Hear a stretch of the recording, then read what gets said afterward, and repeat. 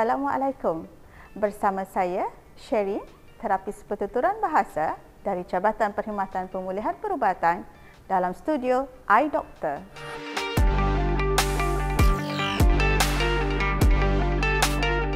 Terapis pertuturan bahasa sering dikaitkan dengan masalah gagap atau masalah lambat bercakap. Namun, skop perkhidmatan terapis pertuturan bahasa sebenarnya merangkumi masalah komunikasi, masalah bahasa, masalah pertuturan, masalah suara dan masalah penelanan. Ia bermula dari peringkat bayi, peringkat kanak-kanak, peringkat dewasa sehingga peringkat warga emas. Justru itu, terapis pertuturan bahasa turut memberikan perkhidmatan rehabilitasi kepada pesakit Parkinson.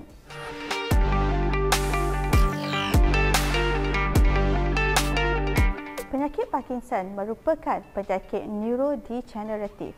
Ianya berlaku disebabkan kehilangan sel-sel saraf dopamin di bahagian otak. Dopamin merupakan zat kimia otak yang berfungsi untuk memberi signal bagi mengawal pergerakan, keseimbangan dan koordinasi tubuh.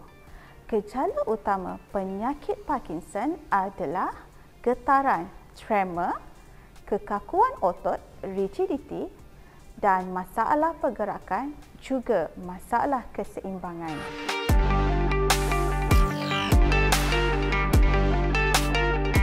Pesakit Parkinson sering dikaitkan dengan masalah pertuturan yang kurang jelas.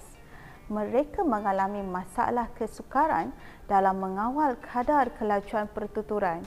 Kadang-kadang terlalu laju, kadang-kadang terlalu perlahan. Mereka juga mengalami masalah dari segi lontaran suara. Suara mereka kedengaran lebih perlahan. Selain itu, suara mereka juga kedengaran lebih monoton atau kurang bernada.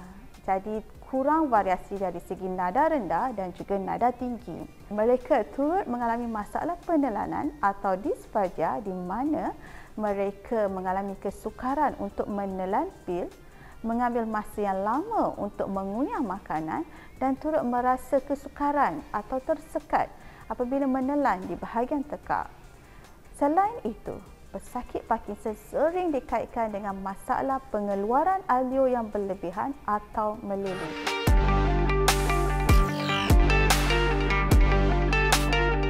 Kesan pada masalah ini menyebabkan pesakit terpaksa mengulang-ulang pertuturan kerana orang lain sukar memahami pertuturan mereka.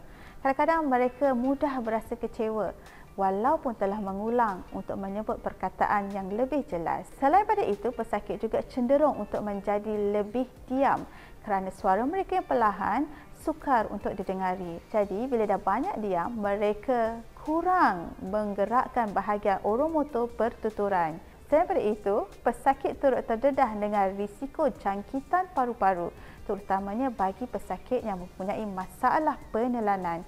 Mereka turut mengalami masalah dehidrasi dan penurunan berat badan yang berlebihan akibat kurangnya nutrisi makanan. Kesemua ini menyebabkan berlakunya penurunan kualiti hidup pesakit sehingga boleh menyebabkan tekanan dari segi emosi, fizikal dan juga tekanan sosial.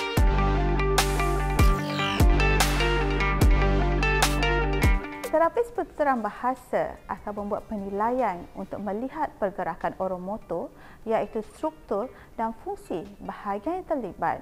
Antara bahagian yang terlibat adalah bahagian bibir, bahagian pipi, bahagian rahang, bahagian pita suara dan juga bahagian langit.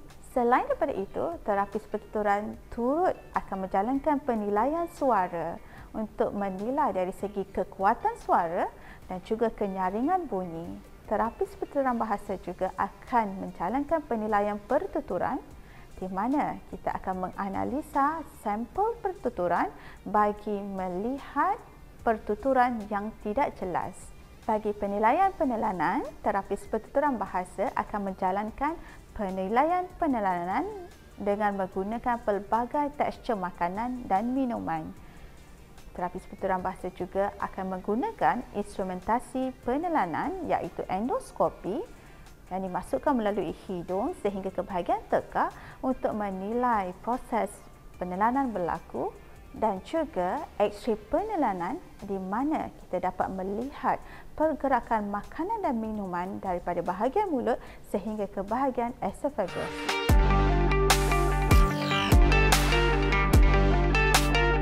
Antara rawatan atau terapi yang boleh dijalankan kepada pesakit Parkinson adalah senaman oromotor, iaitu bagi menguatkan keupayaan dan koordinasi bahagian oromotor. Terapis turut memperkenalkan latihan artikulasi bagi meningkatkan kejelasan bunyi pertuturan selain daripada teknik pacing bagi mengawal kadar kelajuan pertuturan. Bagi masalah penelanan, terapis boleh memperkenalkan teknik compensatory, iaitu antaranya modifikasi diet yang bersesuaian, tekstur yang bersesuaian dan juga teknik rehabilitasi penelanan di mana menggunakan alat biofeedback yang boleh meningkatkan latihan menelan dengan lebih kuat.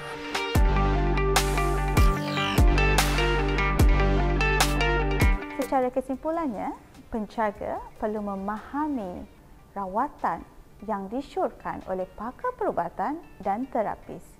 Penjaga perlu terus memberikan sokongan emosi dan sokongan sosial kerana penyakit Parkinson adalah progresif.